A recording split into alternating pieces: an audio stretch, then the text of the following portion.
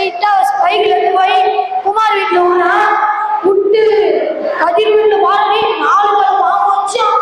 வந்து அவங்க ஆசீர்வாதம் பண்ணானா பண்ணிட்டு அதெல்லாம் போயிடுச்சோம் அப்படின்னா சொல்லிட்டு போகும்போது கிராமத்துல போய் கிராம மக்களே 7 பேரை பார்ப்போம் நல்லா சேகரம் அமேசான் காடுல இருந்து தப்பிச்சு வந்து எல்லாரையும் கொண்டு ஆடுகள் கூட கொண்டுச்சு அப்படின்னு எல்லாம் கட்டி கொடுவாங்க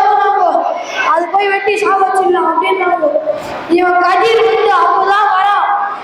என்னடா நீ 6 தலை பாம்பு பார்த்தியாமே அப்படின்னு